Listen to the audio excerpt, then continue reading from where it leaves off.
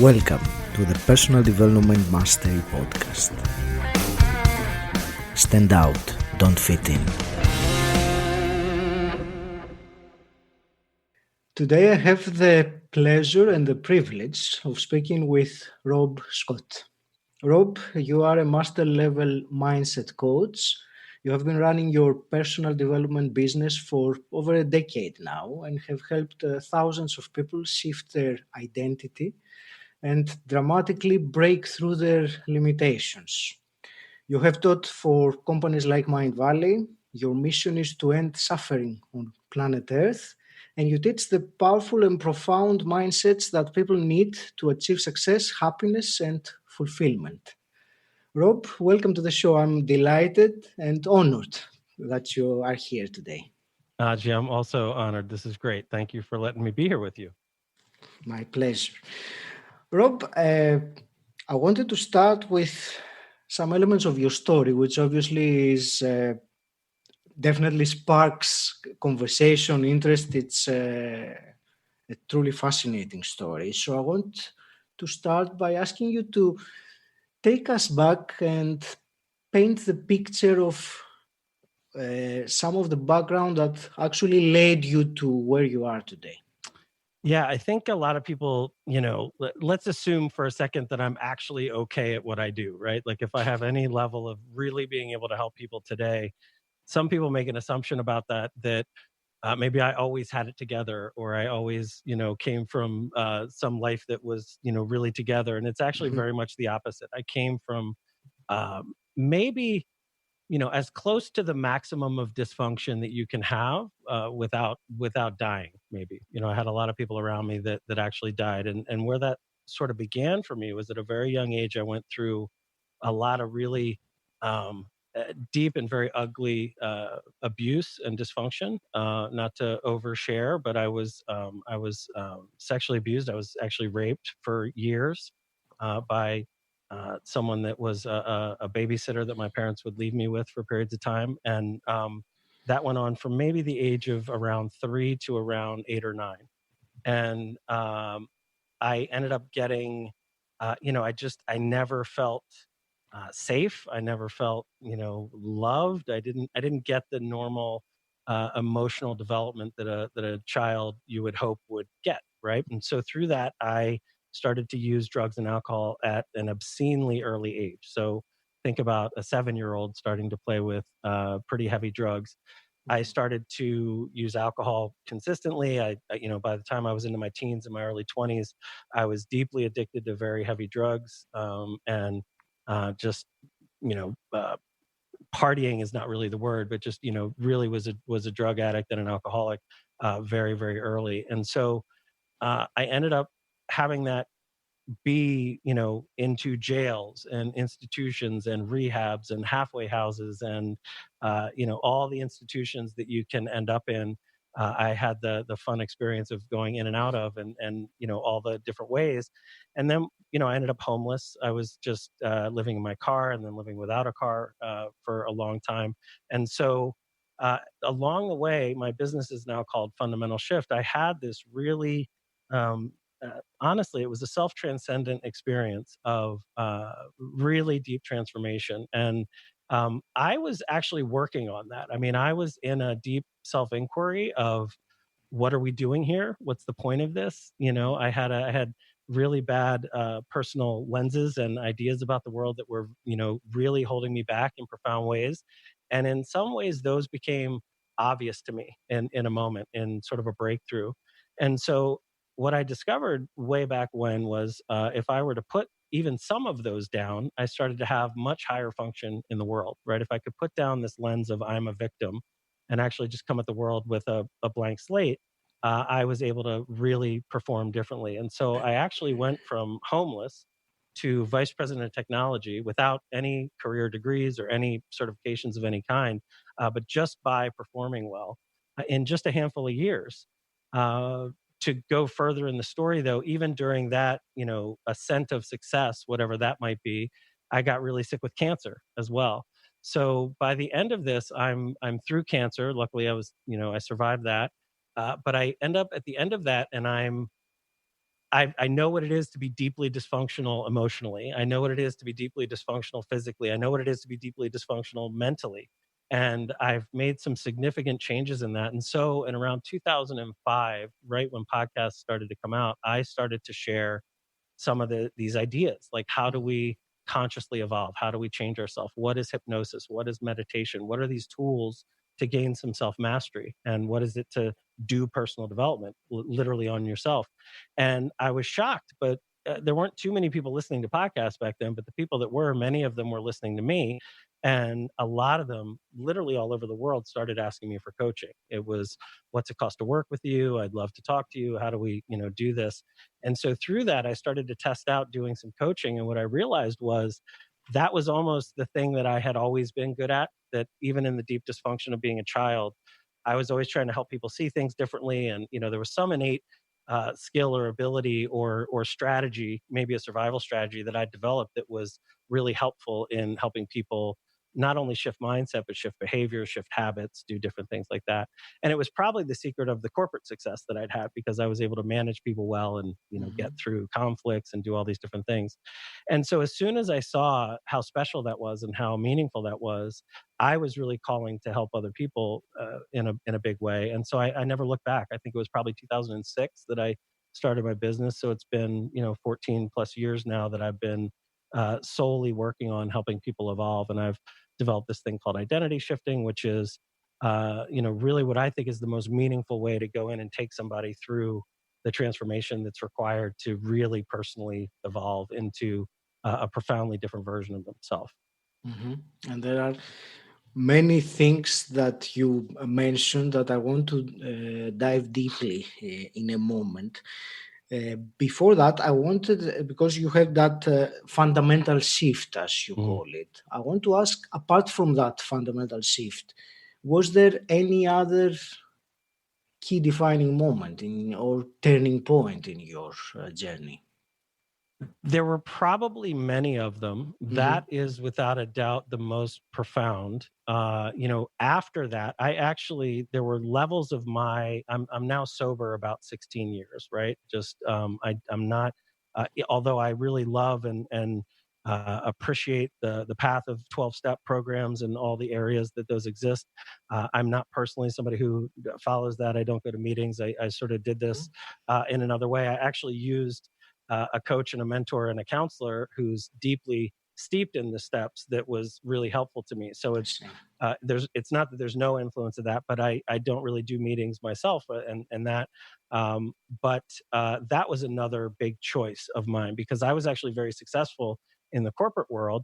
I'd put down very heavy drugs and things. I had my own limits about what I would and wouldn't do.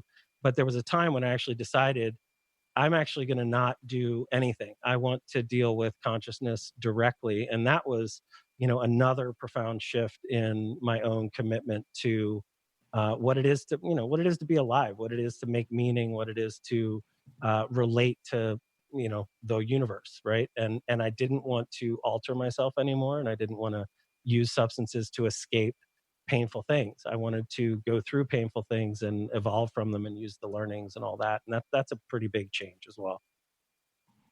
I bet. Yeah. Especially with alcohol, which I wasn't really planning to ask you about that. But Sure. Since you brought it up, I think what you said about escape, the word escape, is something that some people do not realize. So many people that drink socially or drink, they're not a heavy drinkers, but they drink frequently. It's only if they stop for a period of time. I can speak by my own personal experience when I did a challenge, a 6-month alcohol-free challenge. And I realized very quickly after a month or two that easy way out of a negative emotional situation was not there anymore. So I had to face it, and that gave me some big realizations. Totally. I'm not sitting here telling anybody to be sober, right? It's if you I think people can use alcohol and different things very successfully, right? There's a great place for that for some people. I think that addiction in general can be expanded out into when our mind gets captured by some hyper stimulus that puts us not only chemically, but emotionally and otherwise out of balance. And so I think we're seeing that to some degree with our digital experience these days, right? Mm-hmm. We get this addiction to sort of scrolling on Instagram or to feeling differently by the next, little hit that we get from Yeah. the next picture, the next picture, the next picture. And we're noticing that our time, where if we really were in our highest version of self, we might be creating or doing something that was, good for us. We end up just escaping and trying to feel differently, whether we're even fully conscious of it or not. But you sort of wake up and go, wow, it's 3 hours later and I've just been rolling through TikTok or whatever, right? It becomes a thing where we're getting captured by something. And I think that concept of hyperstimulus is really important. I heard it from a guy named Daniel Schmachtenberger, who is a phenomenal thinker.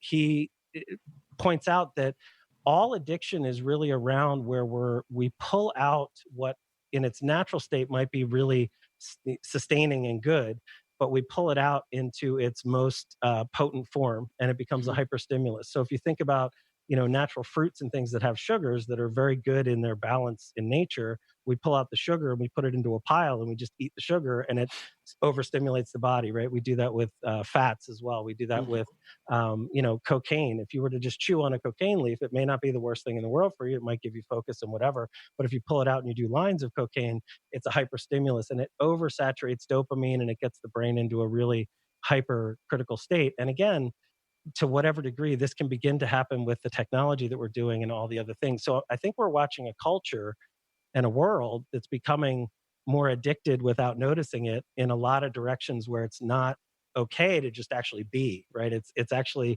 and so we need these stimuluses, like you were saying, alcohol, to feel quote unquote normal or to feel okay with what is. And that is where it's beginning to get out of balance. And so back to my choice with it, it was obvious to me that I was using it to feel differently and to manage certain things that were uncomfortable. Mm-hmm. And I didn't want to do that. I wanted to be okay without anything. I wanted to see if I could, do that. And it's been a deeply meaningful, very rewarding choice in my life. Absolutely. I know.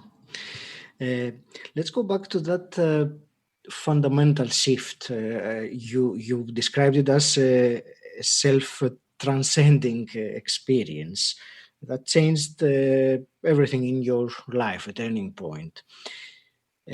Was that instant, or did it take a period of time? Uh, I think change. I don't want to say always, but I think change actually happens instantaneously, but the work up to it takes Uh-huh. time, right? The shift Okay. is a real switch very often. Um, but mastery is often not like that. Mastery is getting better at something over time. But I often say that if you bring somebody to me who's depressed, I can actually change their state and make them happy in an instant, but Mm-hmm. I can't make them concert pianist. I can't make them billionaire, right? Those things take mastery and development over time, right? So I call it wake up and there's grow up, right? So you can wake up in this moment, but then to apply that over time, you really need to grow up and you need to apply it in all its ways. And, that's a game of time. But the wake up is and can be instant. As far as that self transcendence, can I give that a model? I want to actually talk about that. So the Sure. name of your podcast is Personal Development Mastery, right? If we talk about what it is to personally develop, I think that the most profound version of that, what I've chosen to call that, is identity shifting, right? It's literally becoming a profoundly different version of yourself in some way. And I think that there are levels of doing that. And the first one is a sense of self mastery, right? And the next level would be some sense of self actualization. And then the next level of that, maybe the highest level of that, would be some sense of a self transcendence. And Mhm. so rather than defining each of those with exact terms, because they're big terms and all that, it's maybe more useful to sort of figure out what each of those means and what we're pointing to, so that we can just at least understand them. So if we talk about self mastery, I would say that that's some degree of self control and some degree of being able to overcome your unconscious habits, maybe some of your unconscious biases, maybe some of your impulses that are more instant gratification based instead of delayed gratification based, right? I think that Mhm. distinction is really important, because there's a version of you that you want to be that's going to require that you delay gratification and don't always do the immediate interesting thing, right? The immediate interesting thing is that sugar, or is that drink of alcohol, or that I'm going to watch TV right now, or I'm just going to eat food on the couch and be comfortable right now. I love comfort right now. Like, let's not, that's a great thing. But when it's at the cost of who you could become and what you're really trying to move toward, self mastery is some version of having more control over yourself so that you can start to apply yourself in the areas that matter.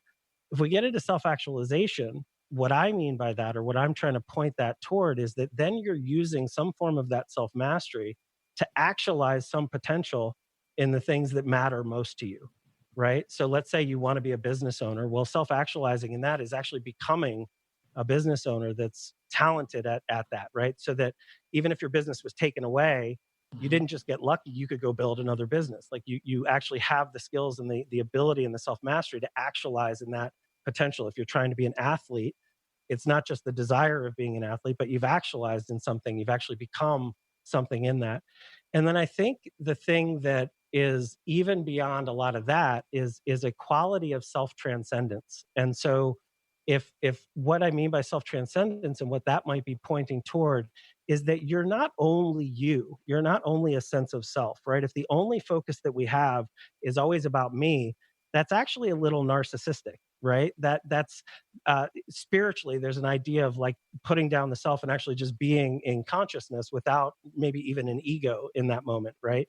And so there are parts of self that if we can't objectify them and get away from them, they're actually really hard to change if we're in them, right? So getting some sense of self transcendence, and to make that even clearer, some of the parts that matter the most is the we space, right? So like you and I being here, if I'm really going to listen to you, I have to put down myself to some degree to try to model what you mean, right? So if I'm doing that literally just in that moment of, if I'm genuinely trying to listen to you, I've put down myself, I've transcended myself in some sense.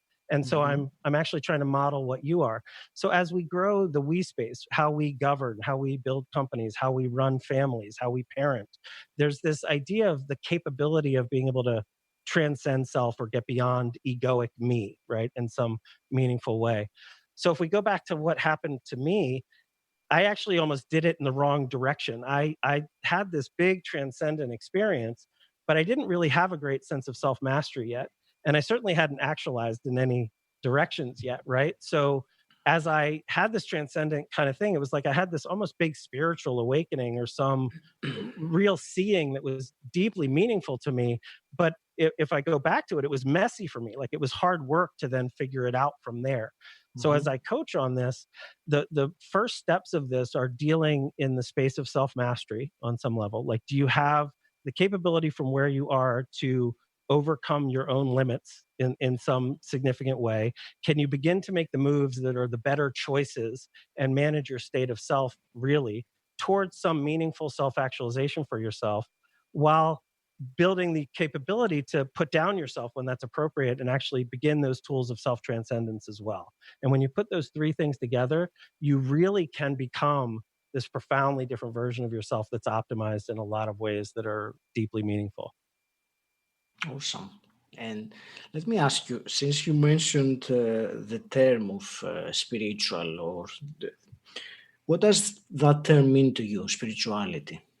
Yeah, it's a great question, and it's something that I want to make tangible for people, because I think there's a lot of woo around this. Beliefs might be a really interesting place to get into, because there's a tangible way to talk about beliefs.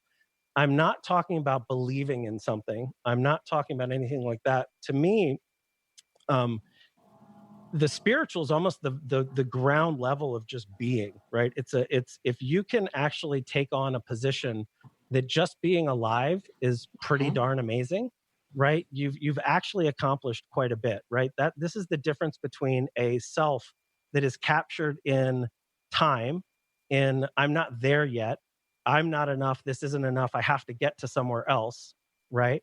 A quality of bringing spirituality into the moment is a deep appreciation, which may look in tangible terms more like being grateful or being present or being able to put down thought.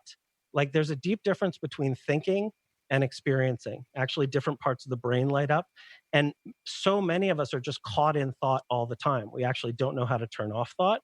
We don't know what is thought, what isn't thought. We think a lot of our thoughts are real things. So when we worry about something, it feels very real and we get very activated by it, but it's only a thought.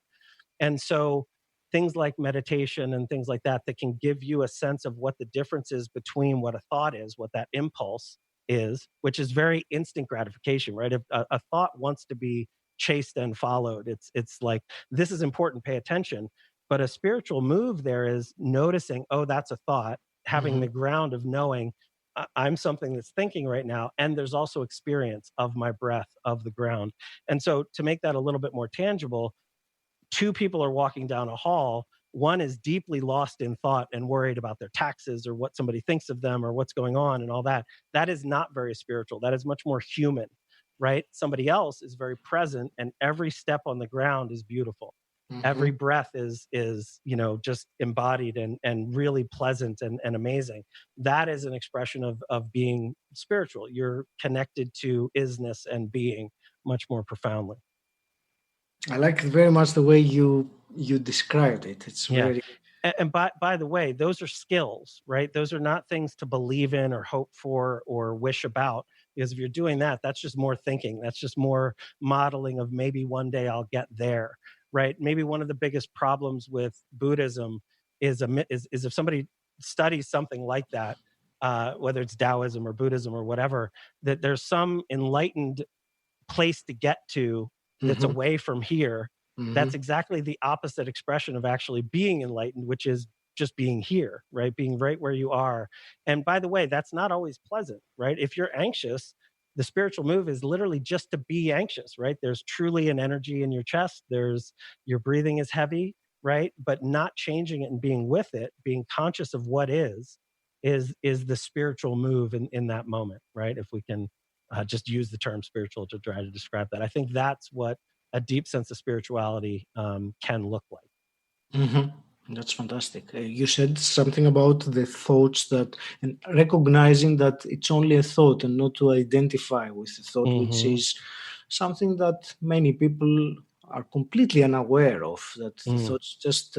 I've been doing recently a Sam Harris course on meditation, and he talks about things appearing in consciousness. So thoughts, feelings, anything like appearances in consciousness, which is an incredible way to describe all those things. Not necessarily simple to grasp. It needs practice. You said that it is a skill that we need to work on it. Well, can I give a shortcut about that I think is really valuable? I like to think about attention as a place. Okay, your attention can be lots of places. So anybody listening right now, let me take your attention to what a skyscraper is, right? So right now, if you follow me, you'll be imagining a skyscraper, right? There's a big building and it's not 50 stories, but it's 100 stories. So now we've just got more specific about what you're imagining, but that's a thought, that's an imagination.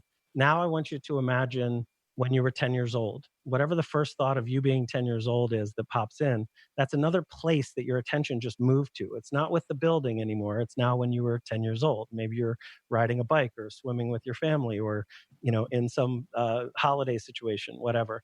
Now we could take your imagination over to a place in the future. We could imagine, what's your life going to be like 3 years from now, right? That's another place that your attention can go. And so it seems like my attention can go to an infinite amount of places, right? Which it certainly can, because your imagination, we could keep imagining countless things, right? Literally infinite things. But there's a deep distinction between the difference between those things and literally what your left foot feels like right now. Like if you go into moving your attention, we've moved the place, it's a different place. What does your left foot feel like right now? What does your right foot feel like right now? What does your breath at your nostrils feel like right now, right? And so we're moving your attention around. Now there's two important dimensions to understand. One of those was in thought and imagination, the future, the past, a building, anything that I would make up that's real or imagined is all thought, right? Most people are lost there and they don't ever actually get into the other side of it, which is experience, right? The actual experience of what your left foot feels like, I would say, is not a thought. you could think about it, right? We could make it a thought, but if you're actually just experiencing your left foot, it's a different thing. It's a different embodied experience. And so realizing when you're thinking and when you're in experience gives you this access to, again, what I might call very spiritual or very present or mindful, is this ability to quiet thought and come into experience, which is quite literally what most practices of meditation are trying to teach. But the important distinction there is learning what is thought and what is experience. And if you can ground and experience more, your thoughts become much more manageable. You can literally drop them just by moving attention, just by saying, my attention is in a place, I'm captured in a worry, or I'm captured in a fantasy, or I'm captured in a desire. I can drop that and come back into literally this moment. And what you'll find with practice, people who aren't practiced in this moment is pretty uncomfortable because they're anxious, they're overwhelmed, they're whatever, right? So coming into that experience in beginning meditators, let's say, can be pretty uncomfortable. You don't want to stay there because it's like, but here stinks. I don't want to be here. I have no sense that here is a nice place. But as you learn that here is actually a beautiful place, that all beauty actually happens here, that all joy actually happens here, now you learn to ground into that. And the more mundane, the more regular things become the most beautiful things. And you notice that in the noise of thinking, it requires that hyper stimulus to feel anything. It requires a drink of alcohol to get my body to feel warm and feel tingly. And so I choose hyper stimulus. I choose sugar. I choose drugs. I choose alcohol. I choose TV to feel better. But if you actually get good at just feeling what is, you actually fall into a place where what is just normal everyday life can become more and more and more beautiful. You don't actually want hyperstimulus anymore because you see that as loud and kind of big and actually puts you out of balance. And you start to live a simpler, happier, more manageable life. Let me ask you a couple of quick questions about that. It's you've taken where the conversation has gone a completely different way, but it's fascinating. One is you said that attention is a place, so it goes here and there. So where does it come from? That's my first one. And the second is you said the difference between attention and experience. So our emotions. No. So attention can be on thoughts or experience. Okay, right. Okay, or maybe thoughts or sensation. Let's say that, right? Okay. Because you're also experiencing your thoughts. I mean, again, we're using words, so words are just pointers. We'll do our best navigating this. Where does attention come from?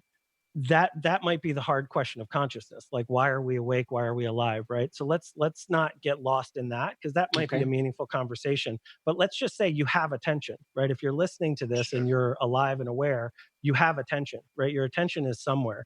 And one of the big things in personal development is, can you manage your attention? Right? If you can't manage your attention, there might be two, there's many versions of that being bad, but two that are obvious are rumination, right? Let's say you've had a breakup and you just can't stop thinking about it. You can't manage your attention to get away from the painful thing. That leads to deep depression. That leads to anxiety, the feeling of overwhelm that just won't go away, right? So that might be rumination, we might say, where you're just stuck on something. Let's say you can't put down being wronged. And so you become, in your sense of self, angry, right? You just can't put down that this person, I mean, that was very much how I lived my life. I was very much victimized. Like, the fact of me being a victim is true, but if I couldn't put down and literally forgive and get past victimization, then I'm the one carrying victimhood, right? I'm the one who can't put that down. And so that shows up, because if I'm a victim, everywhere I go, I have to find the way to be a victim in that situation, right? The other way that our attention can be messy, which we're seeing a lot with technology today and just all the choices that we have, is I can't focus my attention. It's scattered everywhere. I'm on Amazon.com, and then I'm on Twitter, and then I'm in my email, and then I'm trying to do this, and I can't actually focus down. I can't garner my attention to put it on anything that matters, right? So I've already talked about learning how to put it on sensation and how that can become a really beautiful experience in a spiritual sense. But let's talk about being productive. Like, if you want to write a book, you're going to have to garner your attention. How many people do you know that talk about writing a book, and 3 years later, they're still talking about writing the book? They've never written the book. How many people want to start podcasts, but they can't garner their attention to actually go all the way through. There's lots of reasons for that. It might be self-sabotage, it might be whatever, but a lot of that is not garnering the ability to manage their attention in a way that doesn't have them scattered. So managing your attention and realizing those two domains of I'm thinking versus I'm experiencing, and can I focus my attention anywhere that matters for a meaningful amount of time so that I can accomplish certain things, like just do the dishes and stay with the dishes until they're done, right? Instead of I started the dishes, but now I'm folding clothes and now I'm doing this and now I'm doing that. And now I'm listening to a podcast and all of a sudden it's 3 PM and where did the day go? And nothing got finished, right? So that quality of self-mastery to garner your attention in a certain place and leave it there is incredibly powerful, right? As one of the foundational skills that people seem to need. I was smiling because I can relate to that. I think Yeah. we all have, especially in this modern era of constant distraction seekers from technology, it needs quite a lot of determination, switching off your phone when you're doing something just to focus on that. Otherwise, it's so easy for the attention to go to another place and another place. And not to keep kind of switching the goalposts here on what we're talking about, but your point of like the will that's involved in that, willpower is necessary for what we don't have mastery of, right? So there's actually some switches that can change that give you mastery in this space. So it becomes habitual and obvious how to put your attention somewhere and leave it in a more meaningful way, right? So we want to do this not through willpower, although willpower is a great thing, right? I'm not against willpower, but if that's your only tool, you're going to find that that's a very depleted, difficult, long task of changing. What actually is a faster way of changing is going into some of the subconscious things that are happening, gain some different skills of consciousness at a fundamental level that then are applicable in all these different directions without willpower. That's great. Thank you. Yeah. Let me talk, then I'll go back and I will leave this is as fascinating as this conversation is. Sure. I will change to something that is something you say about identities. And you say that there is a core problem that humanity has, which is the limit of our current identity, the identities that we hold. Can you expand on this? Yeah, I mean, it depends on where you pull that from, and oftentimes, if you pull a certain tidbit, it's maybe not Out always of context, appropriate, right? yeah. So let's say that if your sense of self is not sound, it's going to be a deep limiter. It is the thing that needs to shift before other things are going to shift for you. Okay, so if you are, let's say you have a lot of limiting beliefs that you can't see about yourself, but they're in your sense of self. So things like, I'm not enough, I'll never succeed, I'm actually not a beautiful person, I'm not popular, I'm not good with people, right? These are what I would call limiting beliefs that we take on, and they feel true to us. So I would say that they make up a sense of self that is now going in the world. And so if you're trying to become good at sales, but you think that, I'm not deserving of money, right? You're going to limit yourself without even knowing it, right? So you end up with these invisible to you limits in your sense of self that is the core limiting factor. So I would say that much coaching out there, maybe most coaching, is incomplete in the fact that it's often very skills based, right? So you might go to a nutrition coach to learn a diet technique and a plan, which is great, and maybe it's exactly right. But if you put that on top of a self that is not capable of change or growth, is maybe set to, I'm not good at this, or I'm never going to be healthy, or I'm not athletic, or whatever those sense of self is. If you're just putting that skill on top of something that's going to self-sabotage its way out, you're going to need other coaching, or you're going to need to follow up, or you're going to need to do whatever. Yeah. In the world, even of therapy is often very emotionally based, which is deeply important, but it's not very skills based, right? It doesn't give you the skills out here. So what's at the center of all of your desires and also all of your limits and problems is you, right? The common denominator underneath is you. So if you're not shifting yourself to get over your own biases and limits and things like that, any skills that you add on top are on this sort of weak foundation of you to begin with.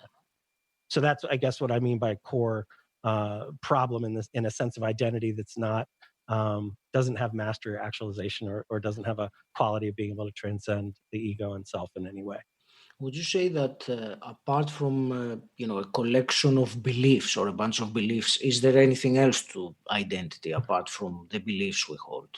Yeah, I mean, identity again is something that we could maybe say is very vast in all the ways that we could talk about what it is. I think that if I were to simplify it down for this conversation, Mm-hmm. um, you have in the realm of thinking. Let's think about it this way: if you're going to change who you are in a profound way, you're going to need to think different thoughts for sure, right? If you just keep thinking your same pattern of thinking and you don't gain any mastery in being able to change your attention and how you think, that's going to be a problem.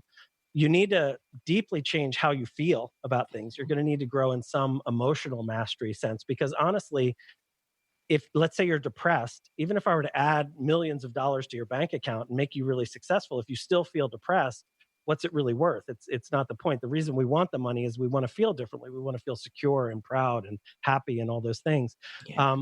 And then we also want some mastery over doing, right? We want to do meaningful things. We want to be able to apply ourselves to the tasks at hand that matter to us and succeed through them. So thinking, feeling, and doing, if all of those can change, right, then we're really a different person, right? Then we've really grown and changed. And we do this all the time. You don't think the same things that you thought when you were 5, right? Some people do get stuck, and maybe they think very much similarly to how they thought when they were 20. But if you're growing and changing, you'll notice that you're probably changing how you think. You're learning, you're seeing different things, you're taking on new stuff. But in the realm of thinking, there's not only these conscious tools that we've talked about, tools of being able to focus your attention and all that stuff, maybe changing the meaning of something, right? If I see somebody who looks at me funny and I notice that I think it means that they don't like me, consciously, maybe I can change the meaning of that, right? I can change what that means. And that's very meaningful. And that's a conscious tool, right? Mm-hmm. So there's a set of conscious tools, how we can change our conscious thinking, that are profoundly helpful. But we've also talked about these unconscious patterns, right? This is changing thought, but doing it in a way that's addressing the parts of ourself that we can't see. And if we talk about the unconscious, right?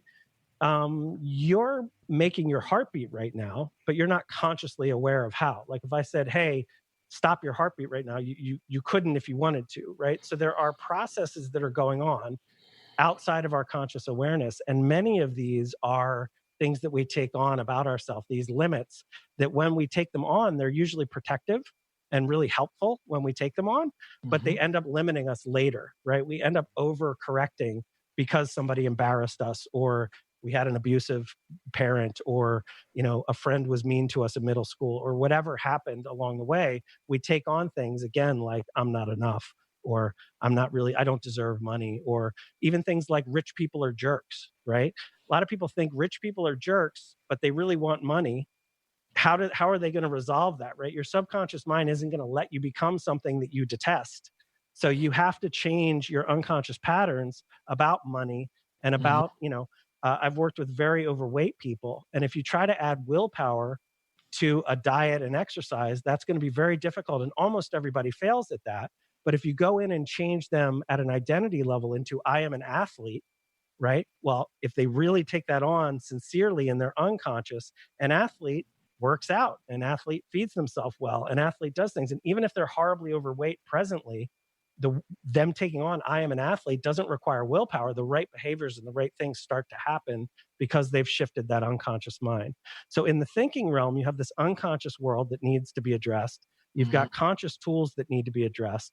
And then out in the emotional space, there's some meaningful shifts to gain emotional mastery. And then in the doing space, there's some things with purpose and focus and different things like that that help you in the doing space. So if I were to break down identity, it's got all those parts, right? That's great. I like very much your differentiation between the conscious tools we can use for a limiting belief or a behavior and the unconscious, dealing with the unconscious patterns, which is where they actually originate from. Yeah. Can I I like, can I say more about that real quick? Sorry please to do. interrupt you. Yeah. So a way to illustrate that is your conscious mind gaining mastery of your own attention.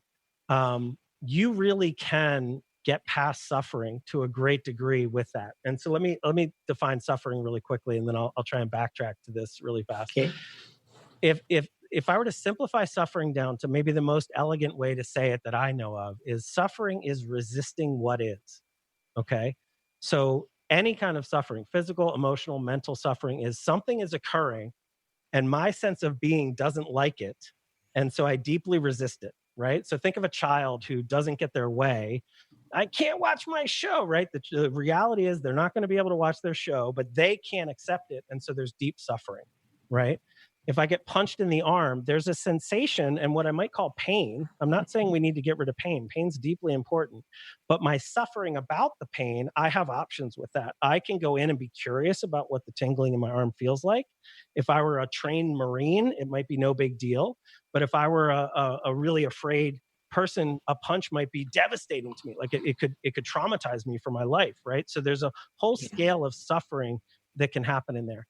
So let's say we gain the conscious tools to manage suffering so that I'm truly at peace in a great way, right? Well, I'll switch gears and talk about a quality of humans that's maybe unique, right?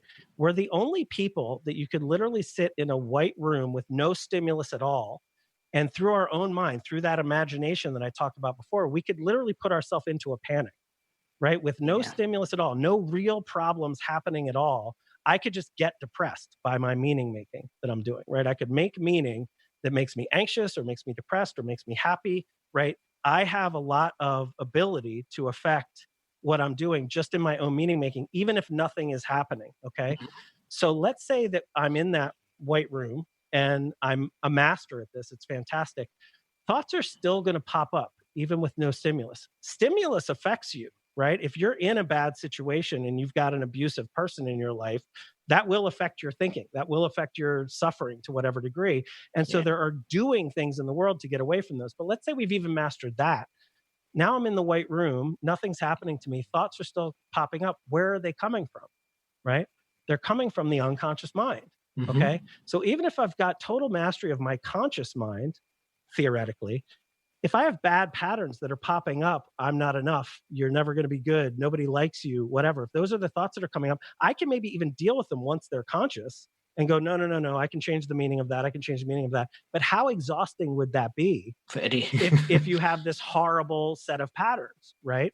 And so that's why both of these really matter, right? You've got to gain these conscious tools, but if you don't address those patterns that are coming up, it's very difficult. And so a lot of people talk about the subconscious and it's like, well, you can't see the unconscious. What could you possibly do about it? Well, you can't see the unconscious yourself because it's truly outside of consciousness to you, but you can see the effects of it.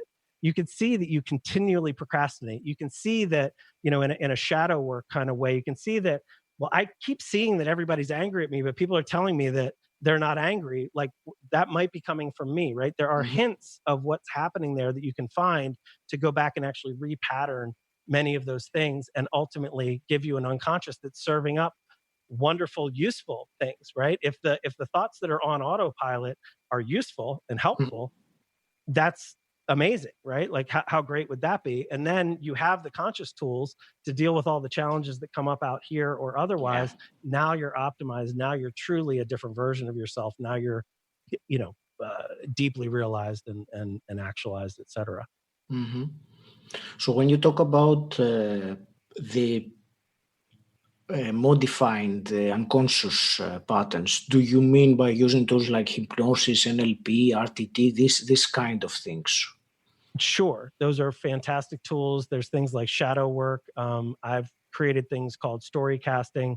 There is, there's timeline therapy. There are tons of tools to start playing with. How do I repattern what I truly believe about the world, right? So I mentioned belief before, and I'd like to put that into a term so we could point at what I mean by that, at least, right?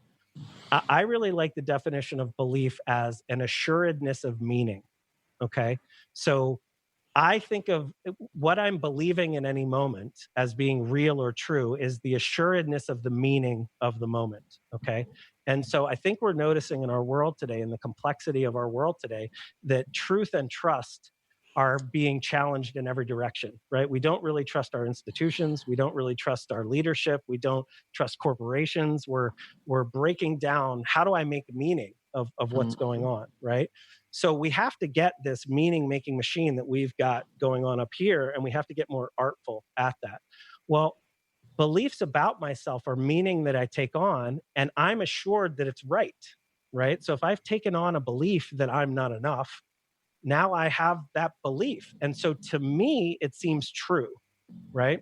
So the act of changing my beliefs is actually down to changing my truth.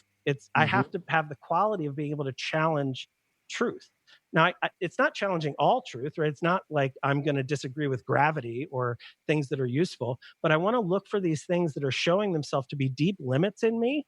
Yeah. And I need the ability to challenge the truth of that, right? So imagine a client comes into a coach and they just won't put down the truth of, I'm a loser, right? I'm a loser, Rob. No, you don't get it. I lost yesterday. I'm going to lose tomorrow. I always lose.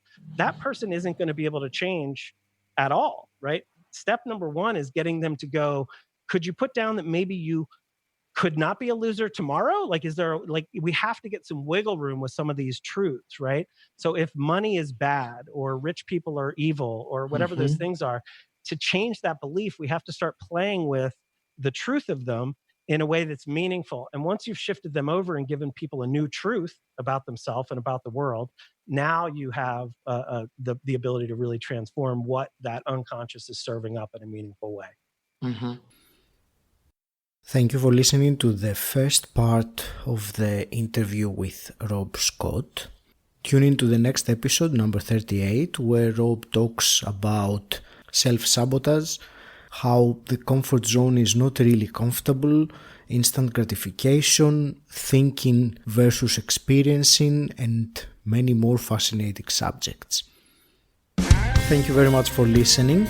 Please take a moment to subscribe, rate, and review Personal Development Mastery on Apple Podcasts. If you want to know more about me and how I can help you, join my Facebook group Personal Development Mastery. The link is in the show notes, or you can simply type bit.ly/PDM group.